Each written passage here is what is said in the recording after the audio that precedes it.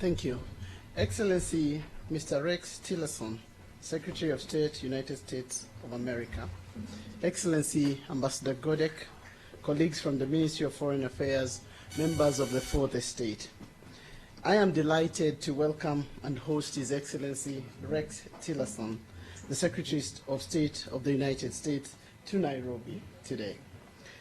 Secretary is in Kenya for 3 days as part of his official visit that began at the African Union headquarters in Addis Ababa, and that is to a number of African countries, namely Djibouti, Ethiopia, Chad, and Nigeria.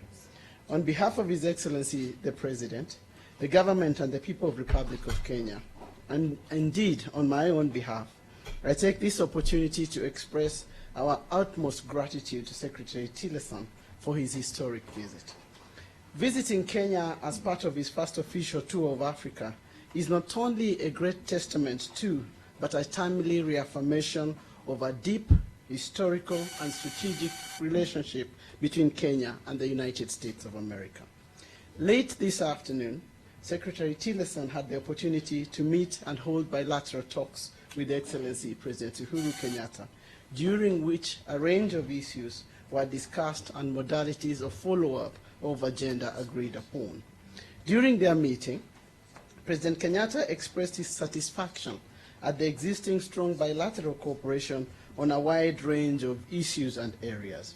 He reaffirmed his commitment to continue working closely with the administration of the United States on matters of mutual interest.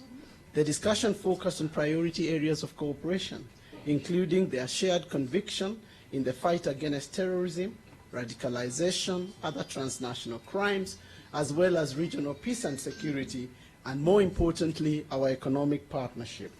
On the bilateral front, President Kenyatta shared his focus on the Big Four agenda, which aims at improving livelihoods, creating jobs, and growing the economy of Kenya by focusing on critical areas of our economy in the next 5 years. He urged the government of the United States of America to support the implementation of the Big Four and observed with delight the steps taken by a number of American companies, including Bechtel International, to set their African headquarters in Nairobi and their readiness to commence investment in construction of a number of our infrastructural projects. The President also expressed his appreciation that all processes are now complete in readiness for the inaugural direct flight between Nairobi and New York, and expressed his optimism that this direct flight between our countries will boost people-to-people contacts and trade between our countries. In our exchange of views with Secretary Tillerson, I have reaffirmed, and the President as well has reaffirmed, Kenya's commitment to the values of democratic governance, constitutionalism, the rule of law, and human rights. We underscored the importance of respecting established democratic institutions as the basis for entrenching democratic governance across the globe. We noted the exponential growth of trade between our countries, and we hope that we can begin to negotiate towards concluding a framework that will succeed AGOA when it comes to an end in 2025. At the regional front, Kenya sits in a fragile region with numerous security threats. We commend the government of the United States of America for the existing robust partnership and support to us in the area of security, military, and intelligence cooperation. In this area, the President urged and Secretary Tillerson reaffirmed the commitment of the two countries to continue working together in the fight against terrorism, in countering violent extremism, and other security threats. We especially welcome the continued support of the USA to AMISOM. We in Kenya, like other troop-contributing countries, believe in the need for sustained engagement in order to sustain the gains made and to create an enabling environment to turn Somalia around. On South Sudan, we noted the slow progress in the IGAD high-level revitalization process, and we share very deep concerns about this crisis that is impact on large numbers of people. But President Kenyatta reaffirmed Kenya's continued demonstrated commitment towards our effort to restore South Sudan to normalcy. In reference to environmental and wildlife conservation, we appreciate the long-time support from the U.S., especially against illegal poaching and trade of wildlife trophies obtained from endangered species. And we continue to urge for the U.S. support in this endeavor in order that we can sustain and preserve our common humanity. I wish at this point to thank Secretary Tillerson for this historic visit. We hope we'll come back again to enjoy the fauna and beauty of our country that we hold in trust for humanity. And we hope that this time you'll also take some time to enjoy a little bit of that menu. It is now my honor and pleasure to invite the Secretary of State of the United States to make his remarks. Secretary Tillerson, please. Well, thank you so much, Secretary Juma, for the welcome, and congratulations on your recent confirmation to your new position. And I truly enjoyed coming to Kenya and to continuing the work of the United States in this enduring partnership between our two countries. I do want to congratulate President Kenyatta and Opposition Leader Odinga on their meeting this morning and their joint announcement. This is a very positive step in our view, and while we know addressing Kenya's ethnic and political divisions will take some time and effort, today both of these men showed great leadership in coming together in the agreement that they signed today. And the United States looks forward to supporting the process that was announced this morning to bring the country together and to address the various national divisions. Kenya is a leader in Africa and a longtime partner of the United States, and we are steadfast in our support for Kenya. Tomorrow, on behalf of the American people, I will pay my respects to those who died 20 years ago in the U.S. Embassy attacks here and in Dar es Salaam. Tragically, we still are confronted with the face of terrorism. During our meeting today, we discussed threats facing Kenya, Africa, and the global community. The United States appreciates our security partnership with Kenya and our shared fight against terrorism. We recognize the 4,000 Kenyan troops serving in Somalia as part of AMISOM to counter al-Shabaab and bring stability to that country. Kenya is a country of tremendous opportunity. With a fast-growing GDP at more than 5%, a vibrant culture of entrepreneurship, and a regional economic leader, we're eager to find more ways to work with you to grow our economic cooperation. In 2016, total trade between our countries was just under $1 billion. I know we can do much more, and we look forward to growing our trading relations. We commend the government's Big Four economic growth initiative and look forward to deepening the ties between American and Kenyan business communities to support this effort. As the Secretary already commented on, we shared our concerns during our discussions with the President about the importance of democratic institutions and Kenya as a leading democracy in Africa. We believe that there are actions that need to be taken in Kenya and that they need to correct certain actions like shutting down TV stations and threatening the independence of the courts. I know Kenya takes these matters seriously.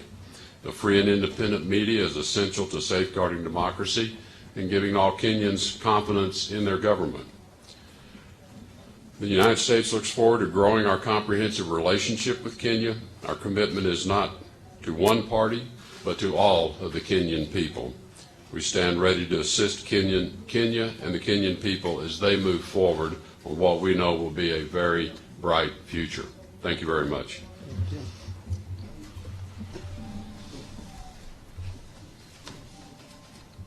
Your Excellencies, we'll take two questions. I want to ask Tony Barras. Karibu Kenya, Secretary Tillerson. Given the timing of the commitment to unity by President Uhuru Kenyatta and Raila Odinga, given it preceded your arrival, did the U.S. have anything to do with that mediation? And as mentioned by Secretary Monica Juma, the U.S. has reaffirmed its commitment to Kenyan security, to collaborating with Kenya in the area of security, as well as growing trade. But what about the other programs such as PEPFAR, Power Africa, YALI, and AGOA? Well, I think, the U.S. obviously has been very supportive of Kenya's journey moving forward after what's been a difficult election period. And we were very, very encouraged and pleased to see the two leaders come together today. But I think we really want to give them the credit. This was very important, I think, action on their part to show that they're ready to work on behalf of all Kenyans, regardless of party, and begin to really take this long journey that's necessary to restore the country, eliminate these divisions that are creating obstacles to Kenya's future. And so all the credit goes to the two leaders this morning that came together in a very important agreement. We have another question from Nick Williams. Cabinet Secretary.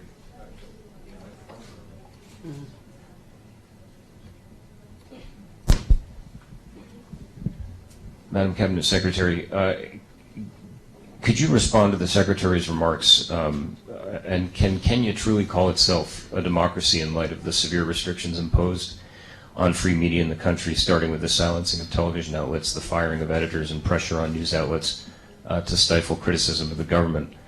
And Mr. Secretary, can you talk a little bit about the fact that your administration has been running the government for more than a year now, and we still see vacancies in key administration posts, including assistant and undersecretaries, also including the North Korean envoy. What's taking so long to fill these posts, and what's your response to allegations that some posts are being left unfilled intentionally? Thank you. Let me respond to the question around the media, because I think this has been played up significantly. First of all, I think the definition of democracy goes way beyond the media. But also, the provision of free press in this country is secured within our constitution. And the incident that is being referenced here is a one-off incident. It's an incident that affected 3 of more than tens of TV stations in this country. It is a matter that involved investigation of the police.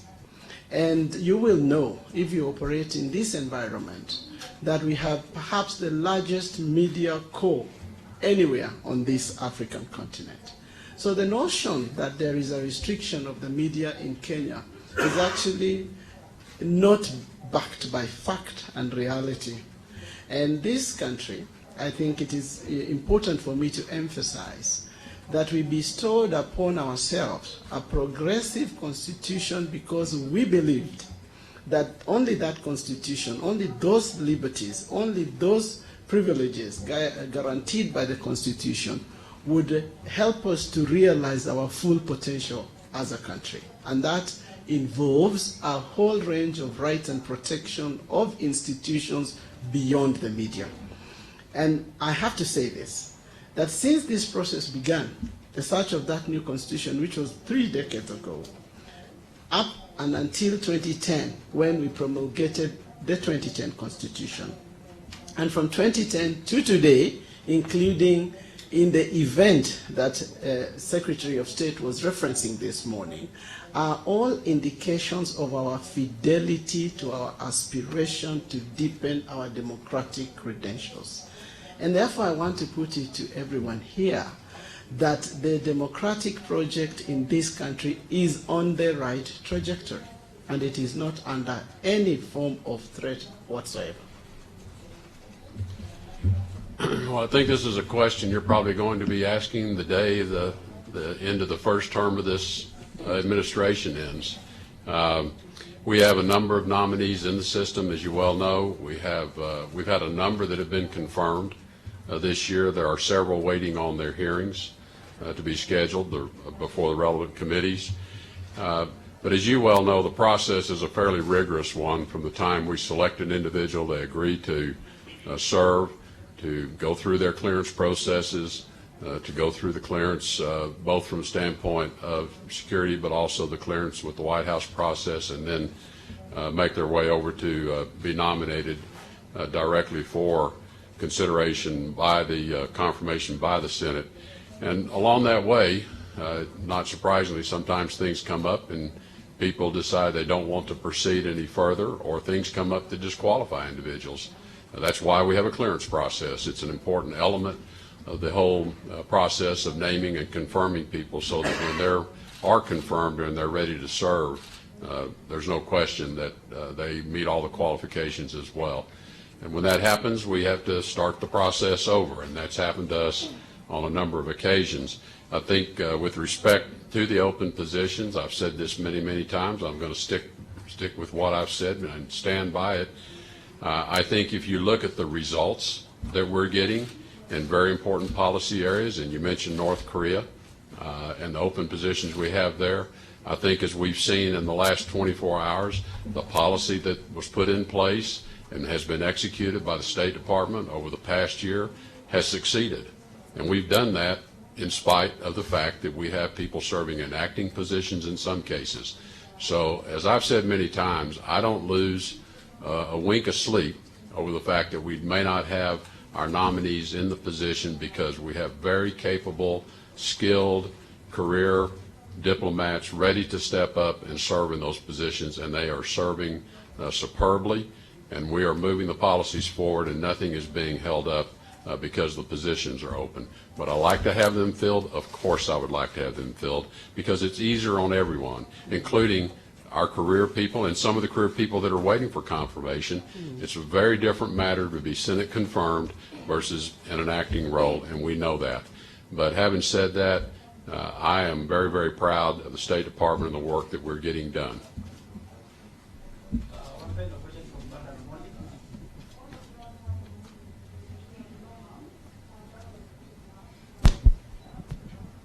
Thank you. It's Ferdinand from the BBC. The United Nations accuses Kenya and Uganda of aiding the conflict in South Sudan by supplying arms at a time when the U.S. is pushing South Sudan's neighbors to enforce an arms embargo. What's the U.S. position in this, and what actions, if any, are being taken? Well, the U.S. believes that the arms embargo should be enforced, and that's our position has been very clear on that. I also have to state here that Kenya is not involved in any supply of arms to any of the parties. For the longest period of time, Kenya has been involved in the search for peace in South Sudan. And it would be foolhardy that we would invest in the search for peace while at the same time arming parties to that conflict. We take the first unintended consequences, including large numbers of refugees that are already flowing into our territories. So I have to make it abundantly clear that Kenya has no intention of exacerbating that conflict, that Kenya is engaged in terms of efforts to normalize South Sudan, and it is not in our policy or our intention to get involved in supplying arms to either South Sudan or any other country for that matter. Thank you, Excellencies, and that brings us to the end of this press briefing. Thank you.